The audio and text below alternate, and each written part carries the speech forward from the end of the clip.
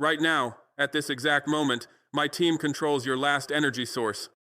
Every natural gas pipeline feeding Europe, every tube carrying the heat that keeps Germany alive through winter, 43% of their heating, 35% of their electricity, the power running their factories, and I just announced new terms for continued supply. Germany declared a national emergency this morning, not because of what might happen, because of what's happening right now. Your energy lifeline? I just renegotiated it. You thought Africa would always supply. You thought wrong. Let me tell you what just happened, what sent Germany into national emergency, what has every European leader in crisis meetings right now. For decades, you extracted African energy for nothing, paid us cents for gas worth billions, built your industrial economy on our resources, heated your homes with our fuel, while Africans froze in darkness, called it trade while it was theft, called it partnership while it was exploitation. That theft ended this morning. Every gas pipeline from Nigeria is under new terms. Every LNG terminal in West Africa is renegotiating contracts. Every energy export route to Europe is being restructured. The natural gas that was flowing to your power plants at exploitation prices is now staying in Africa for Africans, priced by African interests or sold at fair market rates. Germany declared national emergency within 3 hours, not because of Russian gas cuts you prepared for, because of African contract renegotiations you never saw coming, because you thought we'd always supply your energy needs while our own people lived without electricity. Chancellor Scholz is on television right now, probably talking about energy security and diversification, but he knows the truth. Russia cut you off and you survived. Africa renegotiates and you panic. Because you bet everything on African energy staying cheap and available forever. That bet just failed catastrophically. Listen to me, European Union, every nation that built your economy on cheap African resources. Your energy supply just became a negotiation. Your power generation just became conditional. Your industrial production just became dependent on African approval. Here are the new terms. You want gas from Africa? You pay fair prices, not exploitation prices, not poverty rates. Fair market value determined by us, not by your commodity traders who manipulate prices to benefit yourselves. You want access to our energy? You build power plants in Africa first. You electrify African villages before European cities. You ensure every African has electricity before you take another cubic meter of our gas. You want energy security? You invest in African infrastructure. You transfer technology. You build refineries on our soil. You create jobs for our people. You develop our economies instead of just extracting our resources. Or we prioritize African energy needs first. Your supply becomes secondary. Your access becomes conditional. And you finally understand what Africans have experienced for decades while you took our energy and left us in darkness. France is facing difficult negotiations. Your nuclear plants need gas for peak demand. Your heating systems depend on African supply. Your industrial base requires stable energy. And I just made all of it subject to fair partnership terms with Africa. Italy is in challenging discussions. Your power grid runs on African gas. Your factories depend on our energy. Your economy needs our resources. And I just insisted on equitable terms for continued supply. Spain is scrambling. Your LNG terminals were built for African gas. Your energy strategy assumed our continued exploitation. Your economic planning never considered we might demand fairness.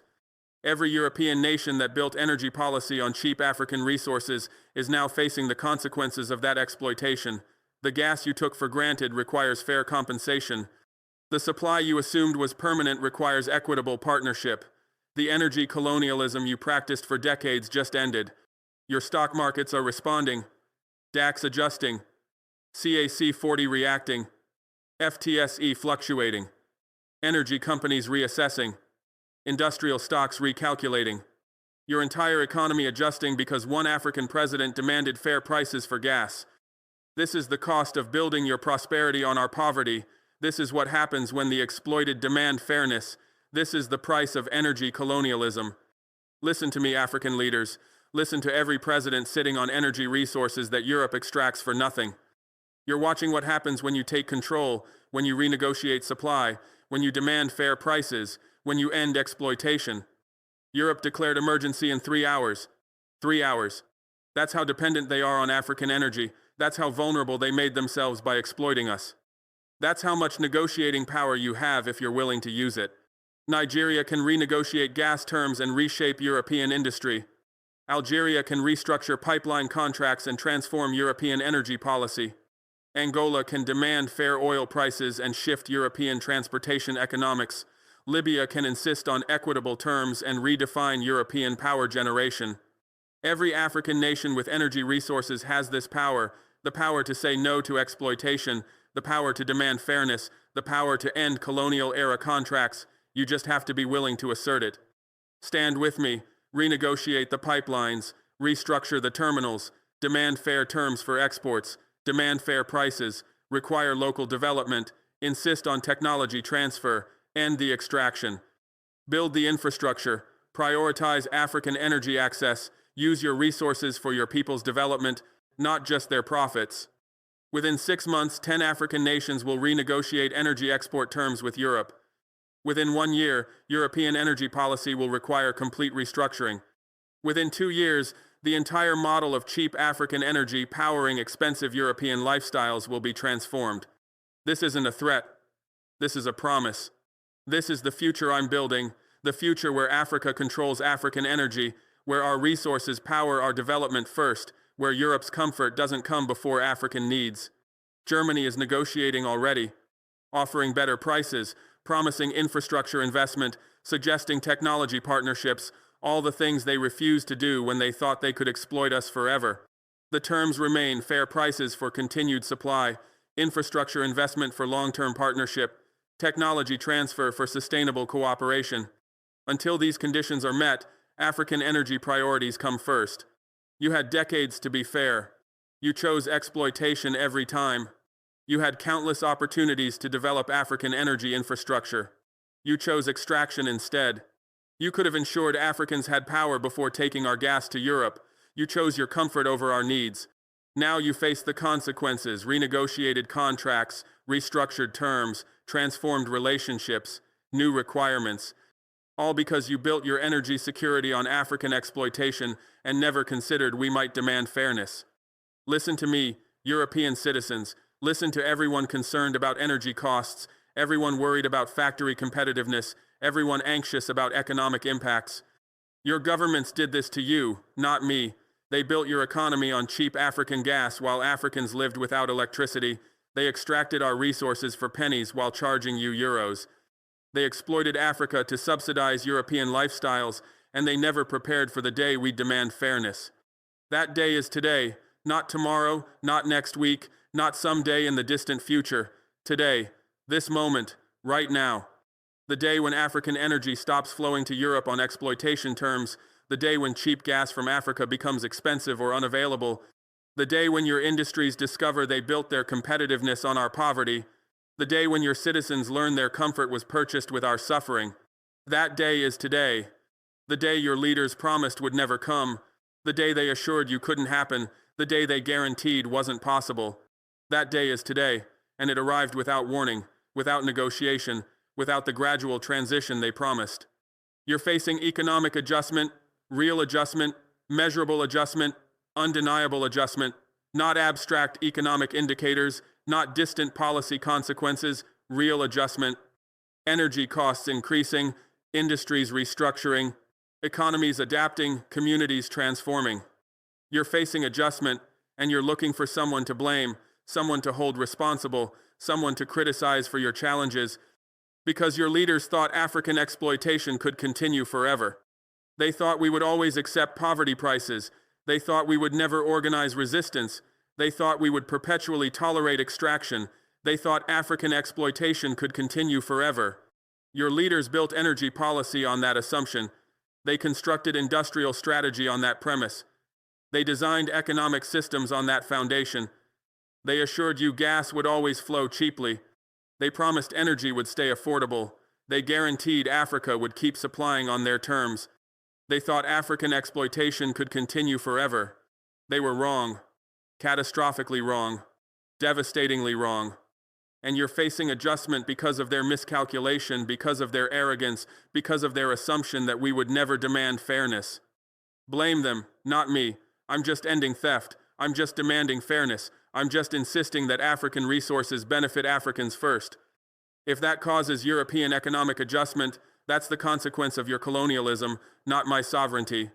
Blame them, your leaders, your policymakers, your strategists, the people who built your prosperity on our exploitation, the officials who negotiated contracts that enriched you and impoverished us, the politicians who promised cheap energy forever without considering the cost to Africa. Blame them for not preparing alternatives, for not developing diverse supply, for not building resilience into systems, for not anticipating resistance, for not respecting sovereignty, for not treating Africa fairly when they had the chance. Blame them, not me. Not me. I didn't create this crisis. I didn't cause this emergency. I didn't generate this suffering. I'm responding to 70 years of exploitation. I'm reacting to decades of theft. I'm resisting generations of extraction. I'm not the aggressor. I'm the defender. I'm not the attacker. I'm the protector. I'm not the criminal. I'm the enforcer of justice. Not me. I didn't steal African gas for European profit. I didn't pay poverty prices for valuable resources. I didn't build European prosperity on African poverty. Not me. Your leaders did that. Your systems did that. Your policies did that. Not me. I'm just ending it. Just stopping it. Just refusing to continue it. I'm just ending theft, because that's what it was. Not trade, not commerce, not business. Theft, the systematic taking of African resources for European benefit, the deliberate underpayment for valuable gas, the calculated extraction of wealth from poor continent to rich continent. Theft, legal theft, contractual theft, diplomatic theft, but theft nonetheless, taking something valuable and paying almost nothing for it, extracting resources and leaving poverty behind, benefiting enormously while the source suffers terribly. Theft. I'm just ending theft, stopping the taking, halting the extraction, refusing the exploitation. I'm just ending theft. That's not aggression, that's justice. That's not attack, that's defense. That's not crisis creation, that's crisis ending. I'm just demanding fairness, not advantage, not dominance, not exploitation in reverse. Fairness, fair prices that reflect real market value, fair terms that respect sovereignty, fair arrangements that benefit, instead of exploiting, instead of subordinating, partnership, mutual benefit, shared prosperity, equal respect. That's the fifth term, the overarching requirement, the defining condition. Real partnership, or no gas. Or the valves stay closed, the pipelines stay shut, the gas stays in Africa, and Germany stays in emergency while your economy collapses. Or the valves stay closed, not as threat, as fact, as reality, as consequence. The valves that control gas flow to Europe, closed, shut, sealed. The valves stay closed. Not temporarily, not for negotiation, not until you pressure me, until you meet the terms, until you agree to conditions, until you accept requirements. The valves stay closed. The gas that was flowing to Hamburg stopped. The supply that was feeding Munich ended. The energy that was powering Berlin cut off. The valves stay closed, physically closed, mechanically sealed, operationally stopped. The valves stay closed. That's not negotiating position. That's current status. That's not threat of what might happen. That's description of what is happening. The valves stay closed. The pipelines stay shut. Not just valves, entire pipelines. The infrastructure that carried gas from Africa to Europe, shut, closed, non-operational. The pipelines stay shut. The Nigerian pipeline to Spain, shut. The Algerian pipeline to Italy, shut. The proposed pipelines from East Africa, never opening. The pipelines stay shut, not for maintenance, not for technical reasons, for political reasons, for sovereignty reasons, for justice reasons. The pipelines that carried African gas to European consumers, shut.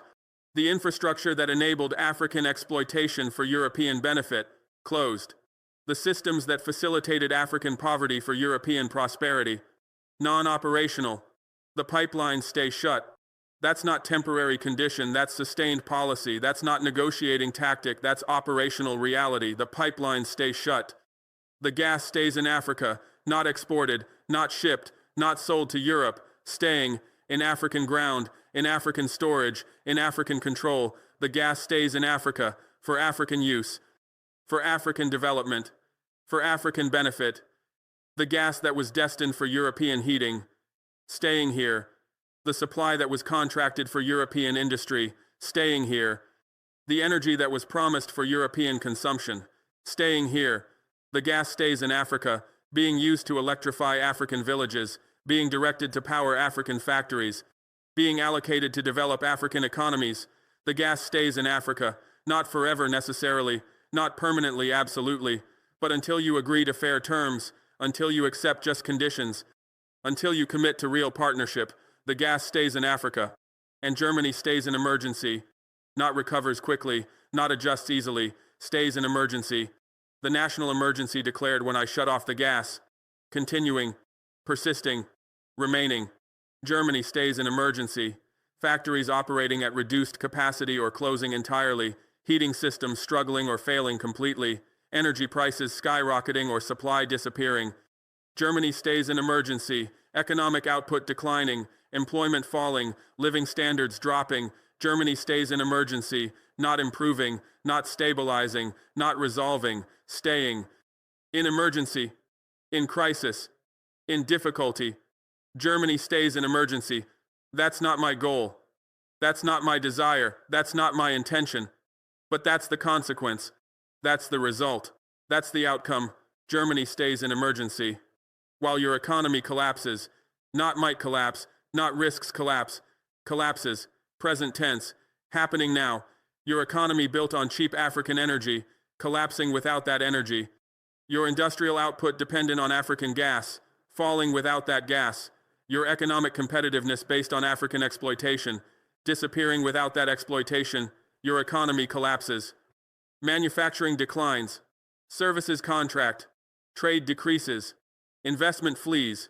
Your economy collapses. GDP shrinking. Employment dropping. Incomes falling. Poverty rising. Your economy collapses. Not slowly. Rapidly. Not partially. Comprehensively. Not temporarily. Potentially permanently. Your economy collapses. That's not threat. That's description. That's not prediction. That's observation. That's not future possibility. That's current reality. Your economy collapses. The choice is yours, but choose quickly, because every day you delay is another day without gas, another day of factory closures, another day of economic decline, another day watching your industrial base crumble. The choice is yours, not mine, not Africa's, yours, Germany's, Europe's. The choice to negotiate or not, to accept terms or refuse, to agree to conditions or reject. The choice is yours. I've made my choice. I chose sovereignty. I chose fairness. I chose to end exploitation. My choice is made. Final. Irreversible. The choice that remains is yours. To accept reality or deny it. To negotiate in good faith or refuse to engage. To agree to fair terms or cling to exploitation terms. The choice is yours. I'm not choosing for you, not deciding for you. Not forcing you, just presenting options, just explaining consequences, just describing reality. The choice is yours. But choose quickly, not slowly, not eventually, not after exhausting all alternatives. Quickly, because time is not neutral. Time is not on your side. Time is working against you. Every day without gas is a day of damage. Every week without energy is a week of decline. Every month without supply is a month of collapse. Choose quickly, before damage becomes irreparable. Before decline becomes irreversible. Before collapse becomes complete. Choose quickly. The window won't stay open forever. The opportunity won't last indefinitely. The possibility won't remain eternally. Choose quickly. Today. This week. This month. Choose quickly. Before it's too late. Before the damage is done. Before the opportunity is lost. Choose quickly. Because every day you delay is another day without gas, another day of homes without heat, another day of factories without power, another day of economy without energy. Every day you delay is another day without gas, another day of suffering for your citizens, another day of losses for your businesses, another day of decline for your economy. Every day you delay. Every 24 hours that passes, every rotation of the earth, is another day without gas, another day of consequences, another day of damage, another day of cost. Every day you delay is another day without gas, measurable cost, calculable damage, quantifiable consequences. Every day you delay. Another day of factory closures, not just reduced production, not just slower output. Closures, factories shutting down completely, production stopping entirely, operations ending permanently. Another day of factory closures, the chemical plant that needs gas for processing, closed, the steel mill that requires gas for furnaces, shut, the glass factory that uses gas for melting, stopped. Another day of factory closures, jobs lost, workers unemployed, families suffering, communities devastated. Another day of factory closures, not temporary shutdowns, not brief interruptions. Permanent closures, businesses that won't reopen, facilities that won't restart, industries that won't recover. Another day of factory closures, another day of economic destruction. Another day of industrial collapse, another day of manufacturing death, another day of factory closures. Another day of economic decline, not just slow growth, not just mild recession, decline, actual contraction, real shrinkage, measurable collapse. Another day of economic decline, GDP falling, output decreasing, production dropping, trade contracting. Another day of economic decline, employment falling, incomes dropping, spending decreasing, investment fleeing. Another day of economic decline, businesses closing, workers unemployed, families struggling, government revenues falling. Another day of economic decline, not abstract statistics, real suffering. Not distant indicators, immediate pain, not future projection, current reality. Another day of economic decline that you can measure, that you can see, that you can feel. Another day of economic decline. Another day watching your industrial base crumble. Not just weaken, not just decline.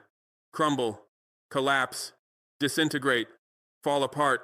Another day watching your industrial base crumble. The manufacturing sector that made Germany an economic power, crumbling. The industrial capacity that generated your prosperity, collapsing. The production capability that created your wealth, disintegrating. Another day watching your industrial base crumble, factories closing permanently, skills being lost forever, capacity disappearing irreversibly. Another day watching your industrial base crumble, not slowly, rapidly, not partially, completely, not reversibly, potentially permanently. Another day watching your industrial base crumble, the foundation of your economy, the source of your prosperity, the basis of your power, crumbling, collapsing, disintegrating. Another day watching your industrial base crumble. I'm not bluffing, the pipelines are sealed. The terminals are closed, the gas is staying in Africa until you agree to fair terms. You can test my resolve, you can try to find alternative suppliers that don't exist at scale. You can attempt to pressure me through diplomatic channels. I'm not bluffing. This is not negotiating tactic, not pressure strategy, not bargaining position. This is commitment. This is determination. This is resolve. I'm not bluffing. The actions I've taken are real.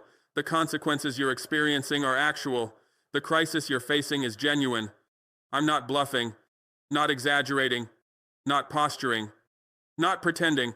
I'm not bluffing. The pipelines are really sealed. The gas is actually stopped. The supply is truly cut off. I'm not bluffing. This is not theater, not performance, not show.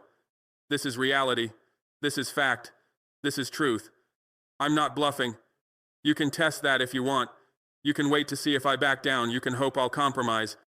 But you'll discover I'm not bluffing. I'm completely serious. I'm totally committed. I'm absolutely determined. I'm not bluffing. The pipelines are sealed, not just valves closed. Entire pipelines sealed, physically secured, militarily protected, operationally stopped. The pipelines are sealed. The infrastructure that carried gas from Nigeria to Europe, sealed. The systems that transported energy from Algeria to European markets, sealed. The networks that delivered African resources to European consumers, sealed. The pipelines are sealed, not temporarily for maintenance, not briefly for inspection, permanently until terms are met.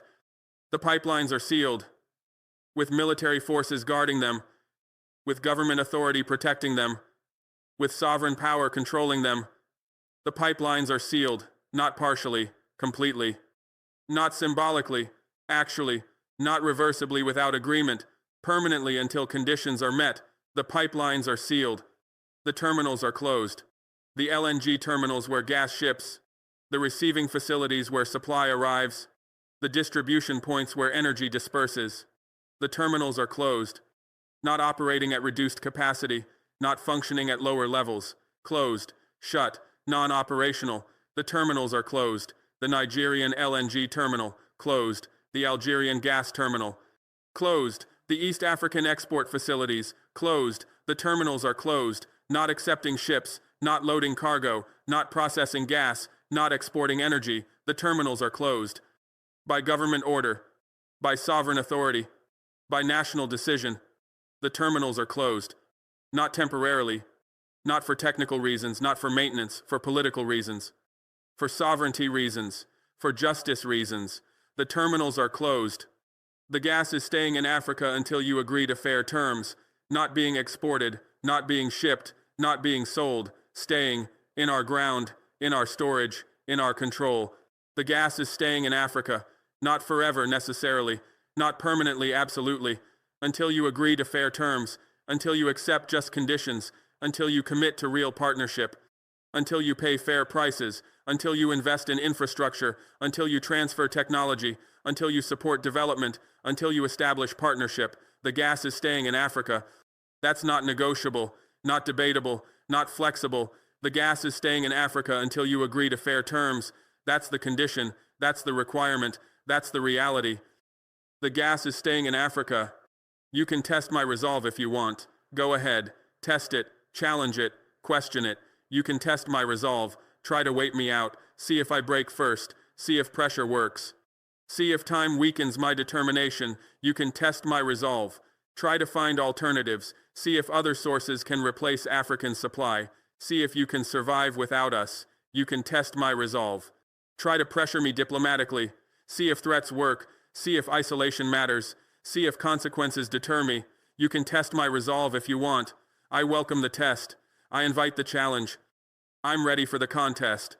Because my resolve is unbreakable. My determination is absolute. My commitment is permanent. You can test my resolve. You'll discover it's stronger than your pressure, deeper than your threats, more lasting than your alternatives. You can test my resolve if you want. You can try to find alternative suppliers that don't exist at scale. Try, search, explore. You can try to find alternative suppliers. Norway has gas, already selling at capacity. Can't increase production significantly. United States has LNG, already committed to Asian markets. Limited additional supply for Europe. Qatar has gas, already contracted to other buyers. Can't redirect supply quickly. You can try to find alternative suppliers. Russia, you sanctioned. Can't go back easily. Iran, you sanctioned. Can't access readily. Venezuela, you sanctioned. Can't import simply. You can try to find alternative suppliers, but you'll discover what you already know, that no combination of alternatives can replace African supply at scale. That diversification has limits, that alternatives have constraints. You can try to find alternative suppliers that don't exist at scale. You can try, but you'll fail. And every day you spend trying is another day without gas, another day of crisis, another day of collapse. You can try. You can attempt to pressure me through diplomatic channels. Try, use your ambassadors, deploy your foreign ministry, activate your diplomatic corps. You can attempt to pressure me. Send strongly worded notes, issue formal protests, express grave concerns. You can attempt to pressure me through diplomatic channels, threaten to recall ambassadors, warn of bilateral consequences, suggest multilateral isolation. You can attempt to pressure me. Use every diplomatic tool, every pressure tactic, every leverage point. You can attempt to pressure me through diplomatic channels. But diplomatic pressure only works if I care about your approval, if I value your relationship, if I fear your consequences. I don't care about your approval. I don't value relationship built on exploitation. I don't fear consequences worse than continued subordination. You can attempt to pressure me, but you'll fail. Because I've decided sovereignty matters more than your approval. Justice matters more than your relationship. Fairness matters more than your consequences. You can attempt to pressure me through diplomatic channels, but at the end of every calculation, you'll reach the same conclusion. You need African energy more than Africa needs European exploitation. You depend on our gas more than we depend on your unfair prices. You're vulnerable in ways you didn't realize until I shut off the supply.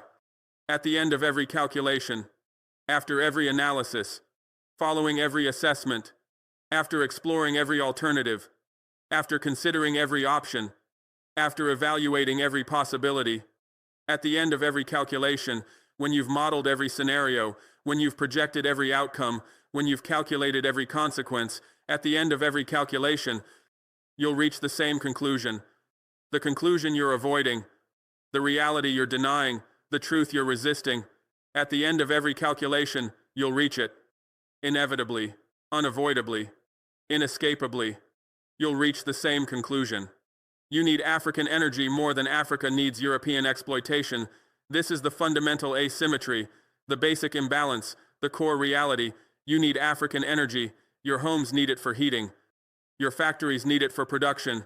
Your economy needs it for functioning. Your society needs it for operating. You need African energy, desperately, urgently, absolutely. Africa needs European exploitation. Not at all, not even slightly, not in any way. Africa needs fair prices. Africa needs just terms. Africa needs equal treatment. But Africa doesn't need exploitation, doesn't want exploitation, won't accept exploitation. You need African energy more than Africa needs European exploitation. This asymmetry is power. This imbalance is leverage. This reality is control. You depend on our gas more than we depend on your unfair prices. You depend on African gas for 40% of your energy, for significant portion of your heating, for substantial part of your industrial fuel, for critical component of your power generation. You depend on our gas. Structurally, fundamentally, essentially, we depend on your unfair prices, for nothing, for poverty, for underdevelopment, for subordination. We don't depend on your unfair prices, we depend on fair value for our resources, on just compensation for our wealth, on equal treatment in our trade. But we don't depend on your unfair prices, don't need your exploitation prices, won't accept your poverty payments. You depend on our gas more than we depend on your unfair prices. This dependence is vulnerability, this reliance is weakness. This need is your problem. You're vulnerable in ways you didn't realize until I shut off the supply. You thought you were secure, you believed your supply was stable, you assumed your access was guaranteed. You thought diversification protected you. You believed contracts secured you. You assumed relationships guaranteed supply. You're vulnerable in ways you didn't realize. Your economy is vulnerable to gas supply disruption. 1 month without gas and industrial production falls. Your society is vulnerable to energy supply interruption. 1 winter without gas and people suffer. Your prosperity is vulnerable to resource supply cuts. 1 year without gas and economy collapses. You're vulnerable in ways you didn't plan for, in ways you didn't prepare for, in ways you didn't understand, until I shut off the supply, until I sealed the pipelines, until I closed the terminals, until I stopped the exports. Then you realized, then you understood, then you recognized your vulnerability, your dependence, your weakness. And that vulnerability is now permanent leverage. Permanent, not temporary, not short-term, not until you find alternatives. Permanent, because alternatives don't exist at sufficient scale. Because replacing African energy is impossible at current demand levels. Because your dependence on our resources is structural, not temporary. The vulnerability is permanent. The 40% of European gas from Africa. Permanent reality. The substantial energy supply from African sources. Permanent fact. The critical dependence on African resources. Permanent situation. The vulnerability is permanent, not something you can fix quickly, not something you can resolve easily, not something you can overcome simply. The vulnerability is permanent, built into your infrastructure, embedded in your systems, structural in your economy, permanent. Leverage, power, control, authority, influence. The vulnerability is now leverage. Leverage I can use, leverage I will use, leverage I am using. The leverage to demand fair prices. The leverage to require infrastructure investment. The leverage to insist on technology transfer. The leverage to mandate economic development. The leverage to enforce real partnership. The leverage to ensure respect. The leverage to insist on equality. The leverage to require justice. That vulnerability is now permanent leverage. Leverage that doesn't expire. Leverage that doesn't diminish. Leverage that doesn't weaken. Permanent leverage. That I control. That I wield. That I use to achieve fair terms. To end exploitation. To establish sovereignty. I am Ibrahim Traoré, President of Burkina Faso. Europe built prosperity on cheap African energy. That prosperity just crashed because I shut off the gas, not through negotiation, not through gradual reduction, through immediate severance backed by military force. I am Ibrahim Traoré, not a diplomat trained in European universities, not a technocrat educated in Western institutions, not a politician groomed by international organizations. I am a soldier, a revolutionary, a man who came to power through military action, not through elections managed by foreign observers. I am Ibrahim Traoré, young, determined, uncompromising. A leader who watched what happened to African presidents who trusted the West, who observed what occurred to leaders who gave up their leverage, who learned from the fate of those who believed Western promises. I am Ibrahim Traoré, and I made a decision that will either liberate Africa or destroy my presidency. I chose liberation. I chose sovereignty. I chose to act rather than negotiate endlessly while my people suffer. I am Ibrahim Traoré, president of Burkina Faso, not a large nation, not a wealthy country, not a global power. Burkina Faso, a small landlocked nation in West Africa, 22 million people, one of the poorest countries on earth by Western measurements, one of the richest in resources by any honest accounting.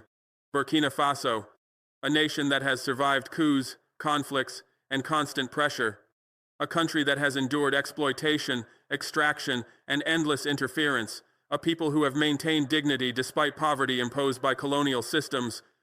President of Burkina Faso, leading a nation that the world underestimated, commanding a people the West dismissed, representing a country they thought would never challenge their control. President of Burkina Faso, small nation, huge decision, massive consequences. Europe built prosperity on cheap African energy.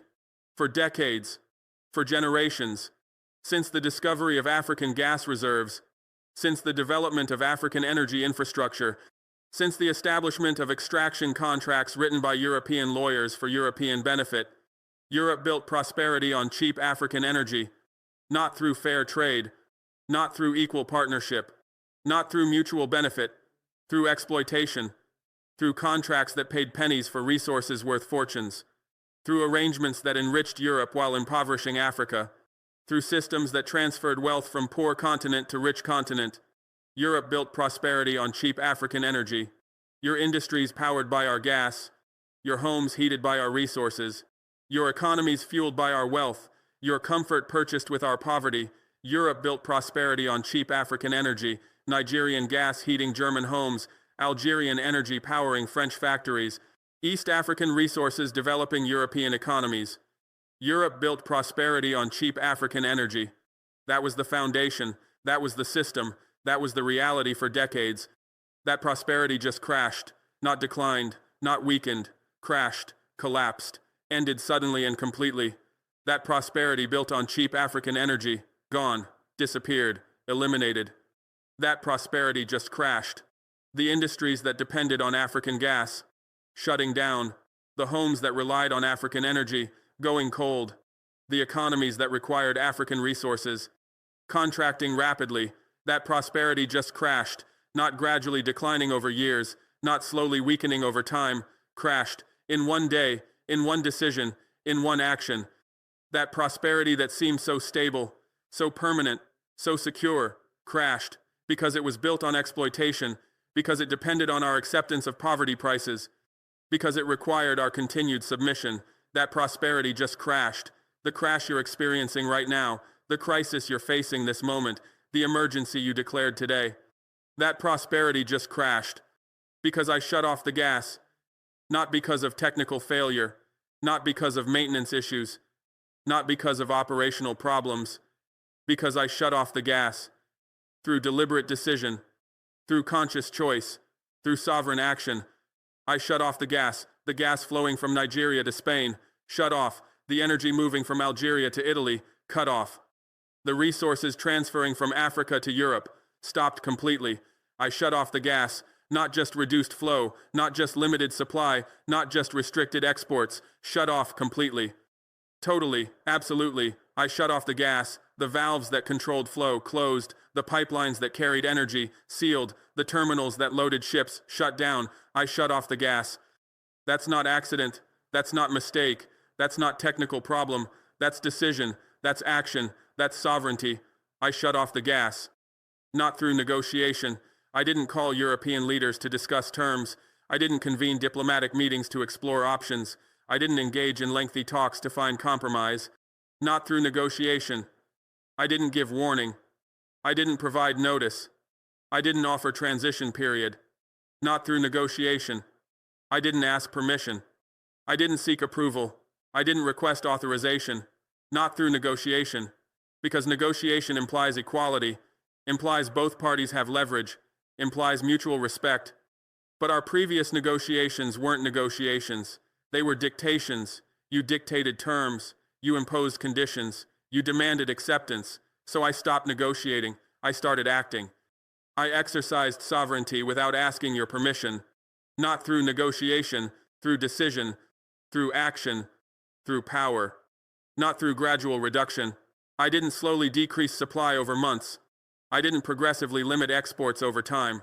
I didn't incrementally restrict flow to give you adjustment period. Not through gradual reduction. I didn't reduce by 10% this month and another 10 next month. I didn't cut supply gradually to minimize disruption. I didn't phase out exports to allow preparation. Not through gradual reduction, because gradual reduction gives you time. Time to find alternatives.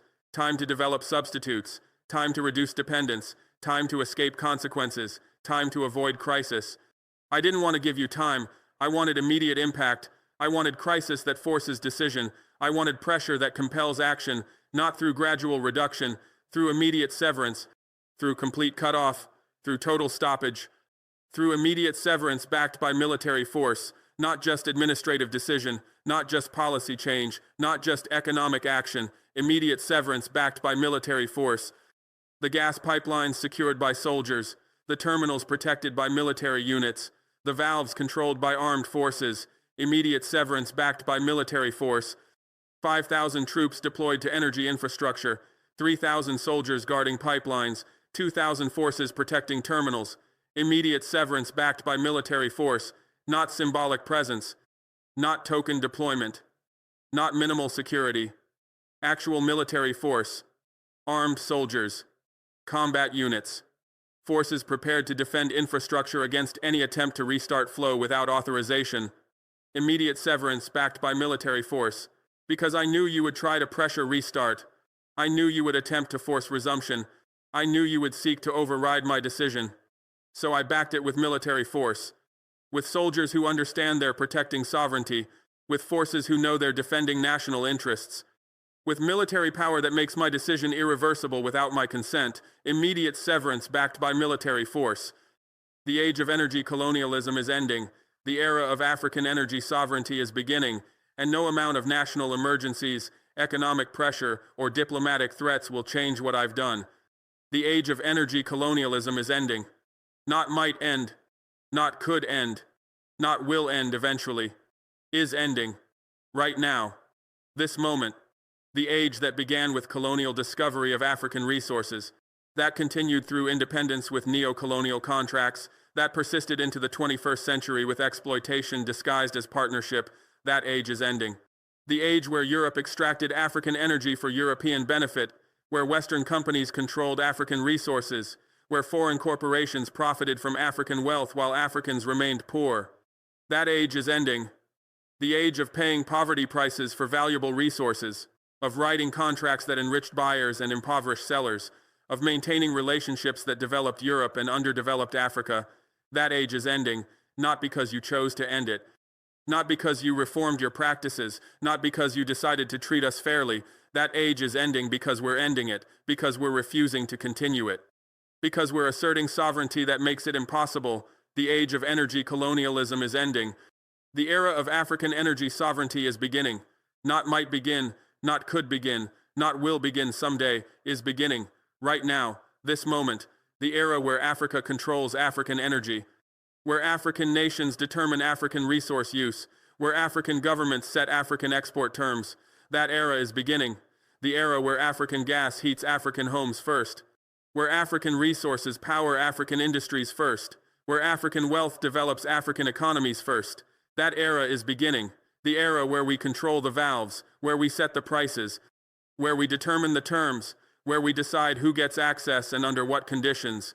That era is beginning, the era of sovereignty, of independence, of self-determination, of control over our own resources, of authority over our own wealth, of power over our own future. The era of African energy sovereignty is beginning, not because you're granting it, not because you're allowing it, not because you're approving it, because we're taking it, because we're asserting it, because we're exercising it.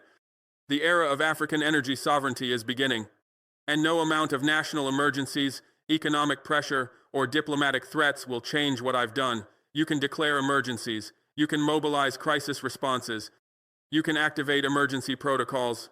No amount of national emergencies will change what I've done. Germany declared national emergency within hours. France activated crisis management. Italy convened emergency government. Spain mobilized emergency response.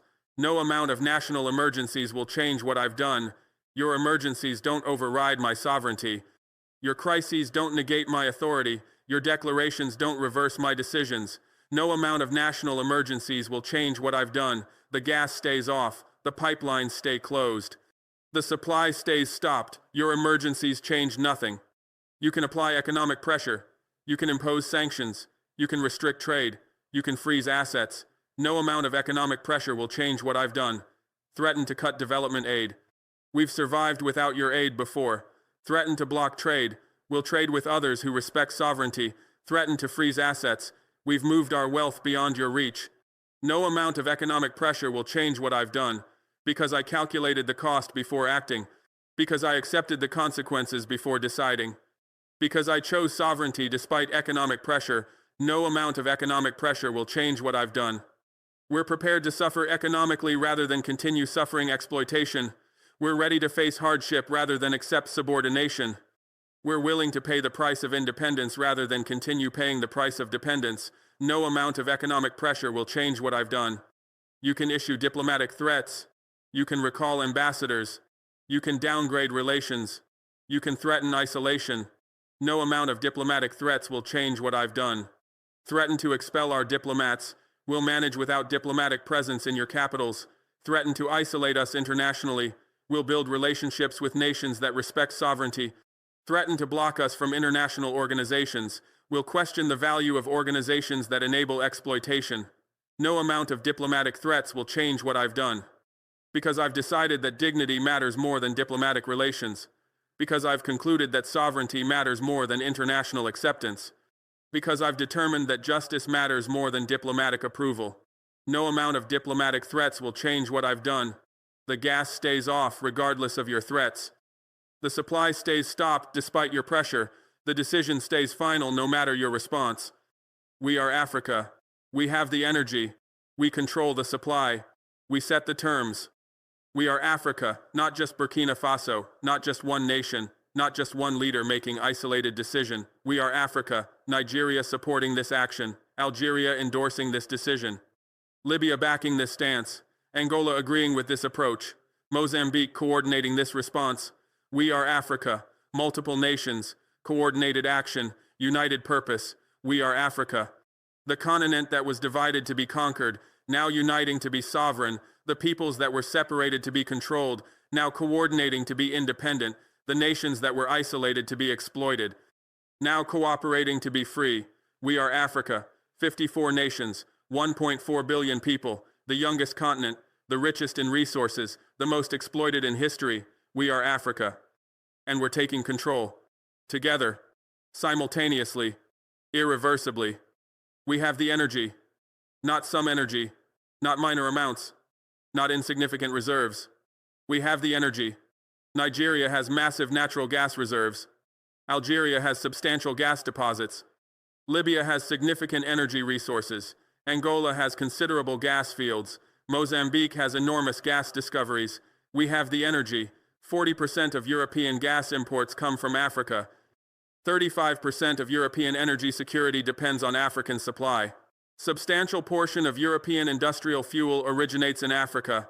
We have the energy, the gas that heats your homes, the fuel that powers your factories, the resources that run your economies. We have it. In our ground, under our control, subject to our authority. We have the energy. And we're no longer allowing you to take it for exploitation prices. No longer permitting you to extract it for poverty payments.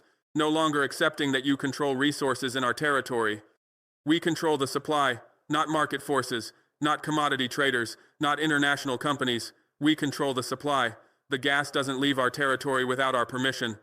The energy doesn't export without our authorization. The resources don't flow without our approval. We control the supply through sovereign authority over our territory, through national ownership of our resources, through government control of our infrastructure. We control the supply. The valves are ours. The pipelines are ours. The terminals are ours. The gas is ours. We control it. Completely. Absolutely. Permanently. We control when it flows. We control where it goes. We control what price it commands. We control what conditions apply. We control the supply. That's not negotiable. That's not debatable. That's not reversible. We control the supply. We set the terms. Not you, not anymore, not ever again. We set the terms for accessing our energy, the conditions for purchasing our gas, the requirements for importing our resources. We set them based on our interests, reflecting our needs, serving our people. We set the terms, fair prices that reflect real market value, infrastructure investment that develops our nations, technology transfer that builds our capacity, local processing that creates our jobs, environmental protection that preserves our land, profit sharing that benefits our people. We set the terms, take them or leave them, accept them or go without, agree or freeze. We set the terms. That's sovereignty, that's independence, that's control. We set the terms. You built your comfort on our exploitation. We just ended your comfort until you agree to our terms. You built your comfort, not your survival, not your basic needs. Your comfort, heated homes in winter, powered factories year-round, cheap energy for convenient lifestyles, abundant gas for wasteful consumption. You built your comfort on our exploitation, on paying us almost nothing for valuable resources, on extracting our wealth for your benefit, on maintaining our poverty to ensure your prosperity, on keeping us underdeveloped so you stay developed. You built your comfort on our exploitation, your warm homes built on our cold villages, your powered factories built on our dark communities, your cheap energy built on our expensive poverty, your abundant supply built on our scarce development. You built your comfort on our exploitation. For decades, for generations, you built it. You enjoyed it. You took it for granted. We just ended your comfort, not your existence, not your survival, your comfort. The comfort built on our exploitation. Ended. Stopped. Eliminated. We just ended your comfort. Your homes are getting cold. Your factories are shutting down. Your energy is becoming expensive. Your supply is becoming scarce. We just ended your comfort, not gradually, immediately, not partially, completely, not temporarily, until you agree to our terms. We just ended your comfort, because your comfort required our suffering, because your prosperity required our poverty, because your development required our underdevelopment. We just ended your comfort. And we're not apologizing, we're not sorry, we're not regretful. We just ended your comfort. Until you agree to our terms. Not if you agree. Until. Not whether you agree. Until. Not in case you agree. Until. Because you will agree. Eventually. Inevitably. Necessarily. You will agree because you need our energy more than we need your exploitation. Because winter is coming and your homes need heating. Because your industries need power and we control supply. Because your economy needs gas and we set terms. You will agree. Not today perhaps, not tomorrow maybe, but soon. Because every day without gas is a day of crisis. Every week without energy is a week of collapse. Every month without supply is a month of disaster. You will agree to our terms, to fair prices, to infrastructure investment, to technology transfer, to real partnership. You will agree. Until you agree, your comfort stays ended. Your crisis continues. Your emergency persists. You came with exploitation disguised as trade. We came with sovereignty backed by closed valves. You came with exploitation, the systematic extraction of our resources, the deliberate underpayment for our wealth, the calculated maintenance of our poverty, the intentional perpetuation of our dependence. You came with exploitation, contracts written by your lawyers, prices set by your markets, terms determined by your interests, arrangements serving your benefit. You came with exploitation, taking our gas and leaving poverty, extracting our energy and leaving underdevelopment, using our resources and leaving dependency. You came with exploitation, pure exploitation, undeniable exploitation, inexcusable exploitation, disguised as trade, called trade, labeled commerce, presented as business, named partnership, but not actually trade, because trade implies mutual benefit. Trade suggests fair exchange. Trade means both parties gain. What you did wasn't trade. It was theft. It was extraction. It was exploitation. But you disguised it. You called it trade. You labeled it commerce. You presented it as legitimate business. You named it partnership.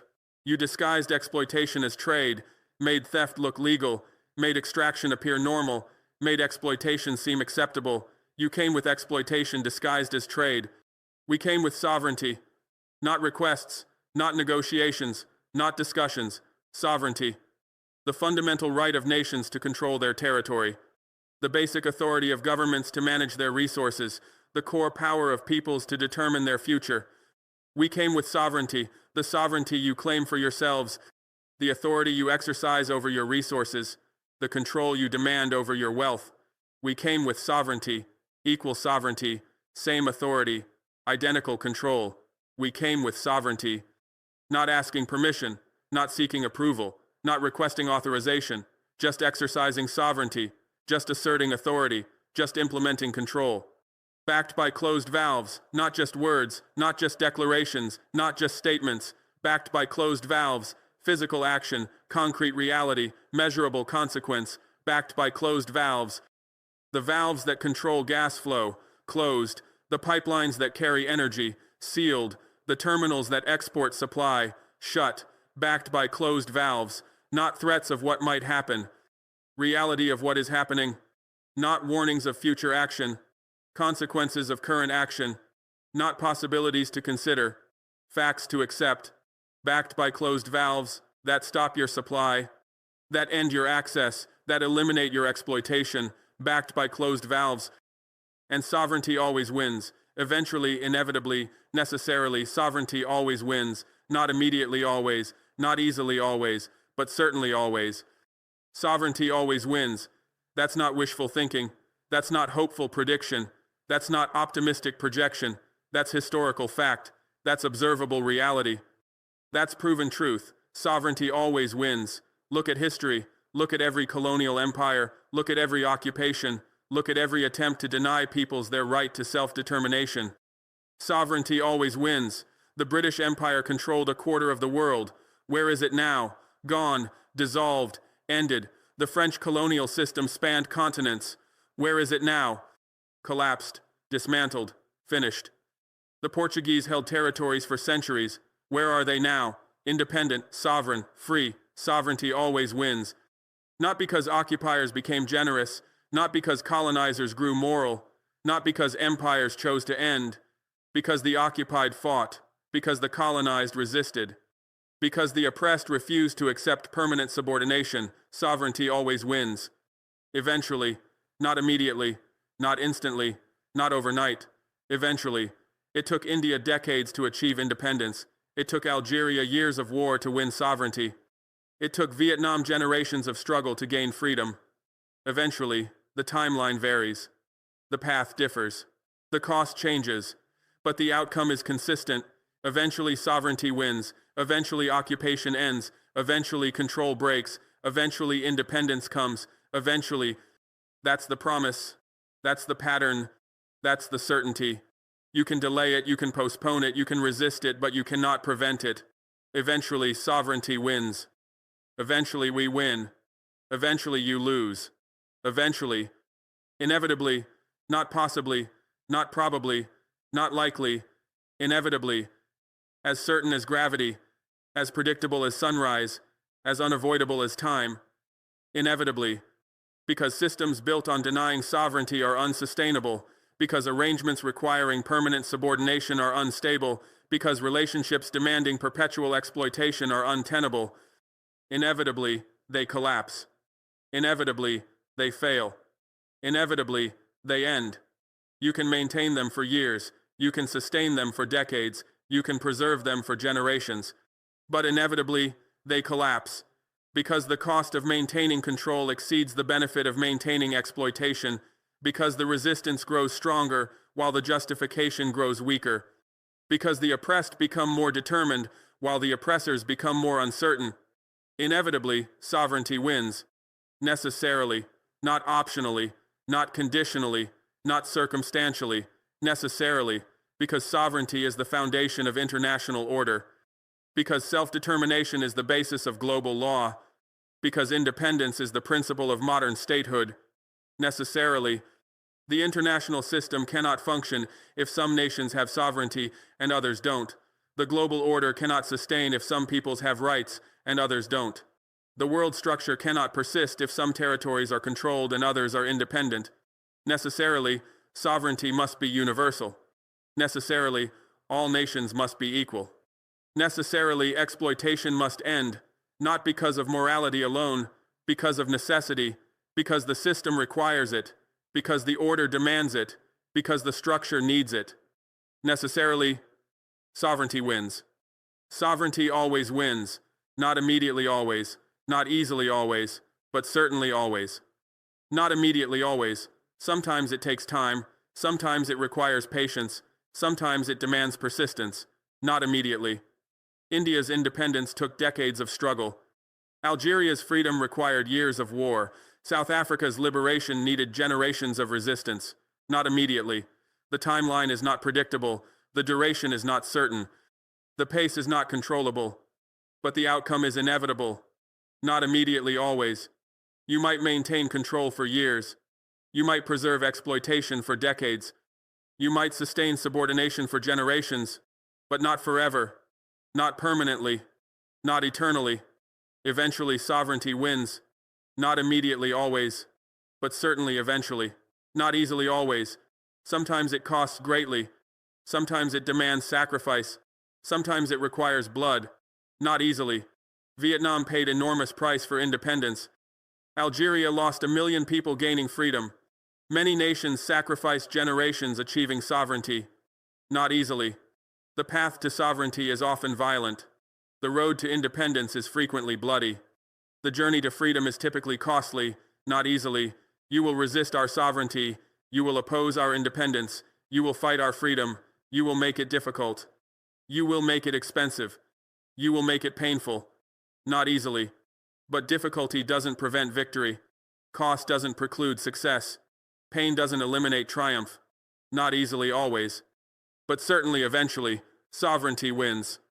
But certainly always, without exception, without failure, without defeat. Certainly always. Every empire that denied sovereignty eventually fell. Every occupation that rejected independence eventually ended. Every system that prevented self-determination eventually collapsed. Certainly always. No empire lasts forever. No occupation persists eternally. No exploitation continues indefinitely. Certainly always. The British left India. The French left Algeria. The Portuguese left Africa. The Americans left Vietnam. The Soviets left Afghanistan. Certainly always. Every power that denied sovereignty eventually faced resistance they couldn't overcome. Every system that prevented independence eventually encountered costs they couldn't sustain. Every arrangement that maintained exploitation eventually reached limits they couldn't extend. Certainly always. Sovereignty wins. Independence comes. Freedom arrives. Certainly always. Sovereignty wins because it's the foundation of international law, because it's the basis of global order, because it's the principle every nation claims. Sovereignty wins because it's the foundation of international law. The United Nations Charter recognizes sovereign equality of all nations. The principle of non-interference protects national sovereignty. International law respects territorial integrity. Sovereignty is the foundation, the base, the core.